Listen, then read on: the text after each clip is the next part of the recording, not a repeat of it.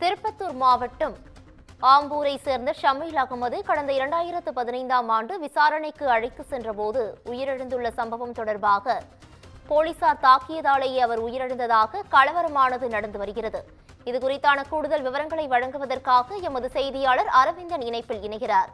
அரவிந்தன் வணக்கம். இதுகுறித்தான கூடுதல் விவரங்கள் என்ன? வணக்கம் பவித்ரா.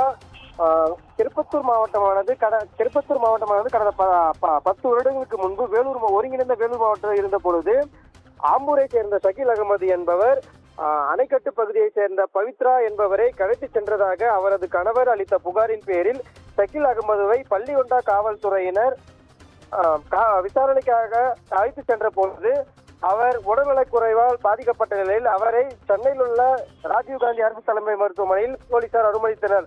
அப்பொழுது அங்கு அவர் சிகிச்சை பலனின்றி உயிரிழந்த நிலையில் காவல்துறையினர் விசாரணையில் அவரை தாக்கியதாகவும் இதனாலே ஷகீல் அகமது உயிரிழந்ததாக அவரது உறவினர்கள் குற்றம் சாட்டி கடந்த 2017ஆம் ஆண்டு ஜூன் மாதம் 27ஆம் தேதி ஷகீல் அகமதியின் உடல் ஆம்பூருக்கு கொண்டு வர பொழுது அவரது உறவினர்கள் மற்றும் இஸ்லாமிய அமைப்புகள் சுமார் 3000க்கும் மேற்பட்டோர் ஒன்று கூடி கடைகள் மற்றும் காவல்துறை வாகனங்கள், பொதுமக்களின் வாகனங்கள் மற்றும் சாலையில் சென்ற அரசு பேருந்துகள், லாரிகள் உள்ளிட்ட கண்ணாடிகளை உடைத்து சேதப்படுத்தினர். இதில் 71 பெண் மற்றும் ஆண் காவலர்கள் படுகாயமடைந்த நிலையில் 11 அரசு பேருந்துகள் கண்ணாடிகள் உடைக்கப்பட்டது. மேலும் 12 காவல்துறையின் வாகனங்கள் எரித்த நிலையில் இது தொடர்பாக சுமார் 191 பேர் மீது 7 பிரிவுகளின் கீழ் வழக்கு பதிவு செய்து காவல்துறை விசாரணை மேற்கொண்டு வந்த நிலையில் இது தொடர்பான வழக்கு குறித்த விசாரணையின் தீர்ப்பு இன்று திருப்பத்தூர் மாவட்ட முதன்மை